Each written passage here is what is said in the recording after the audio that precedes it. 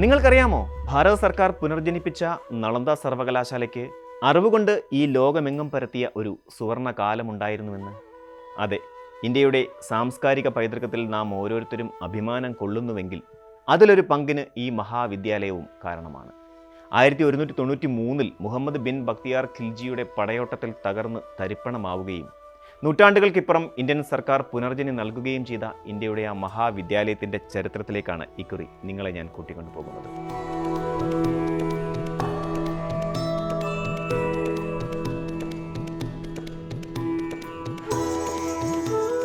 ഇത് നളന്ദ സർവകലാശാല.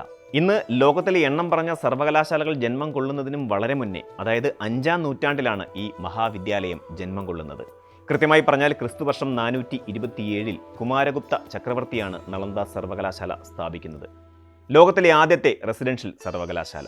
ഇന്നത്തെ ബീഹാറിലെ, അതായത് അന്നത്തെ പാടലിപുത്രയ്ക്ക് അടുത്തുള്ള രാജഗൃഹ നഗരത്തിനടുത്താണ് ഈ സർവകലാശാല സ്ഥിതി ചെയ്തിരുന്നത്. പാടലിപുത്ര ഇന്ന് പാറ്റ്ന എന്നും രാജഗൃഹ ഇപ്പോൾ രാജ്ഗിർ എന്നുമാണ് അറിയപ്പെടുന്നത്. നളന്ദ എന്ന വാക്ക് സംസ്കൃതത്തിലെ ന, ആലം, ധ എന്നീ 3 പദങ്ങളുടെ സംയോജനമാണ്. അതായത് അറിവിൻ്റെ ദാനം നിർത്തരുത് എന്നാണ് അതിൻ്റെ അർത്ഥം. 10-ാം നൂറ്റാണ്ടിലാണ് ബോലഗ്ന സർവകലാശാല ഉദയം കൊണ്ടത്. ഓക്സ്ഫോർഡ് 12-ാം നൂറ്റാണ്ടിലും കേംബ്രിഡ്ജ് 13-ാം നൂറ്റാണ്ടിലുമാണ് ജന്മമെടുത്തത് എന്നറിയുമ്പോഴാണ് ഈ അറിവിൻ്റെ മഹാകേന്ദ്രത്തിൻ്റെ മഹത്വം നമുക്ക് മനസ്സിലാകുന്നത്. 2000 അധ്യാപകരും 10,000 വിദ്യാർത്ഥികളും ഒരേ സമയം ഈ സർവകലാശാലയിൽ ഉണ്ടായിരുന്നു അത്രേ. China, Korea, Japan, Tibet, Mongolia, Sri Lanka, തെക്ക് കിഴക്കൻ ഏഷ്യ തുടങ്ങിയ സ്ഥലങ്ങളിൽ നിന്നുള്ള പണ്ഡിതന്മാർ നളന്ദ തേടി അക്കാലത്ത് എത്തിയിരുന്നു. പൂജ്യം കണ്ടുപിടിച്ച ഗണിതശാസ്ത്രത്തിൻ്റെ പിതാവായ ആര്യഭട്ടൻ ഇവിടെ പഠിപ്പിച്ചിട്ടുണ്ടെന്നാണ് ചരിത്രം സൂചിപ്പിക്കുന്നത്. ഇന്ത്യൻ ഗണിതശാസ്ത്രത്തിൻ്റെ പിതാവായി കണക്കാക്കപ്പെടുന്ന ആര്യഭട്ടൻ 6-ാം നൂറ്റാണ്ടിൽ സർവകലാശാലയുടെ തലവനായിരുന്നു അത്രേ. ധർമ്മപാല, ശിലഭദ്ര തുടങ്ങിയ പ്രഗത്ഭ മതികളായിരുന്നു ഇവിടുത്തെ പ്രധാന അധ്യാപകർ. 10 കിലോമീറ്ററോളം വ്യാപിച്ചു കിടന്നിരുന്ന സർവകലാശാലയിൽ പ്രധാന കരിക്കുലം വൈദ്യശാസ്ത്ര പഠനമായിരുന്നു. ഇതിനു പുറമെ വാസ്തുശാസ്ത്രവും ഇവിടുത്തെ പ്രധാന വിഷയമായിരുന്നു. ആ കരിക്കുലം ഇന്നുകളിൽ നിന്ന് പറഞ്ഞാൽ മെഡിക്കൽ കോളേജും എഞ്ചിനീയറിംഗ് കോളേജും ആർക്കിടെക്ചറൽ കോളേജുമായിരുന്നു മെയിൻ. ഇവ കൂടാതെ നിരവധി കോഴ്സുകൾ ഇവിടെ പഠിപ്പിച്ചിരുന്നു. ഗണിതശാസ്ത്രം, തർക്കശാസ്ത്രം, വ്യാകരണം, ഇന്ത്യൻ തത്വശാസ്ത്രം, ജ്യോതിശാസ്ത്രം എന്നിവ അവയിൽ ചിലത് മാത്രം.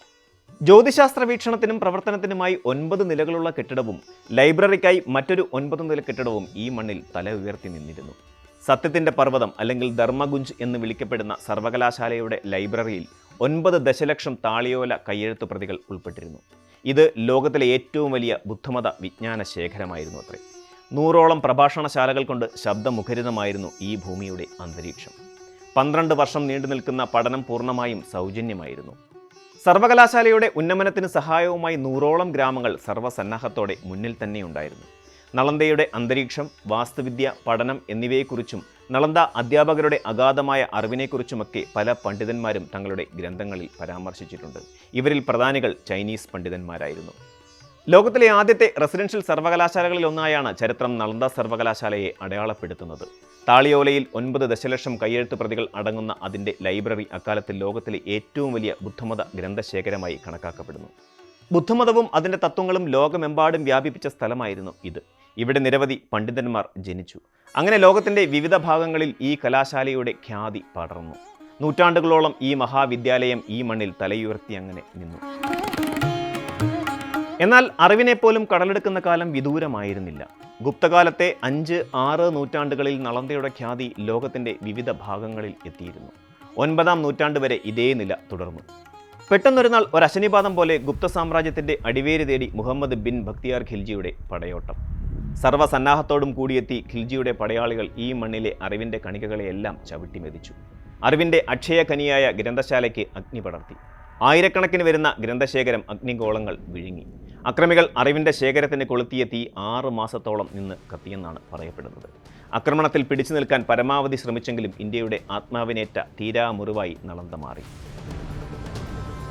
പിന്നീട് 100 വർഷത്തോളം നളന്ദ നിലനിന്നിരുന്നുവെങ്കിലും ആ പഴയ പ്രതാപം തിരിച്ചു പിടിക്കാനായില്ല. പതിയെ നളന്ദ ഉപേക്ഷിക്കപ്പെട്ടു. കാലത്തിൻ്റെ കുതിച്ചുപോക്കിൽ നളന്ദ എന്നത് വിദൂരകാലത്തെങ്ങോ ഉണ്ടായിരുന്ന ഒരു വിദ്യാഭ്യാസ കേന്ദ്രമായി മാറി. പിന്നീട് ആ ചിന്തയും വിസ്മൃതിയിലായി. എന്നാൽ ചരിത്രമൊരിക്കലും ചതി കാട്ടിയില്ല.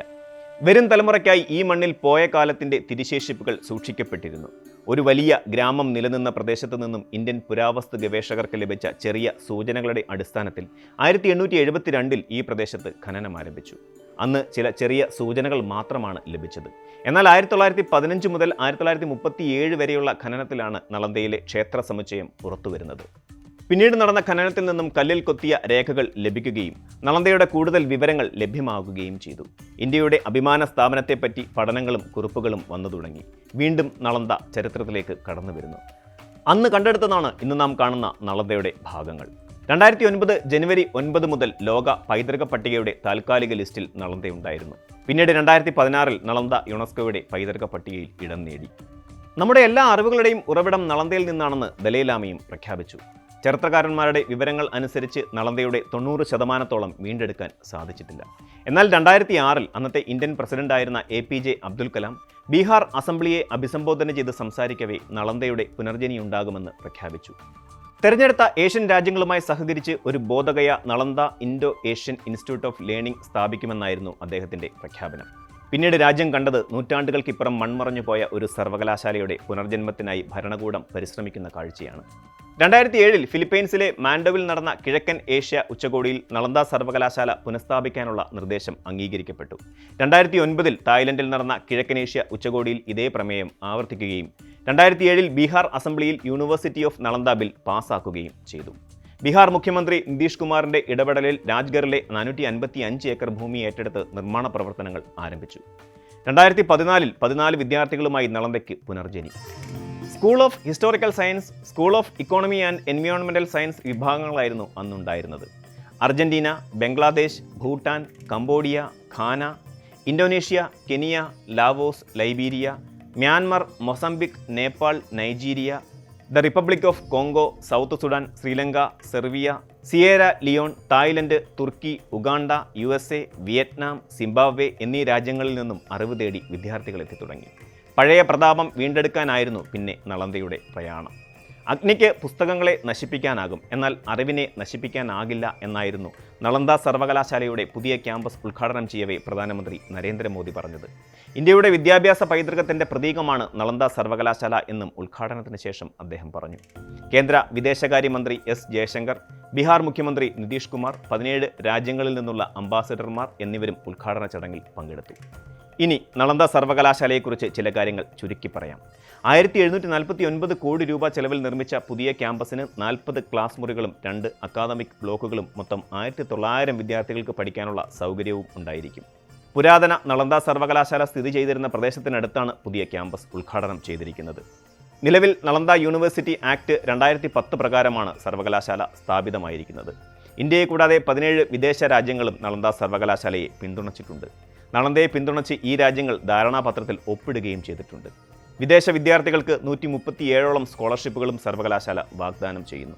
ക്യാമ്പസിന് 40 ക്ലാസ് റൂമുകൾ അടങ്ങിയ 2 അക്കാദമിക് വിഭാഗങ്ങളാണ് ഉള്ളത്.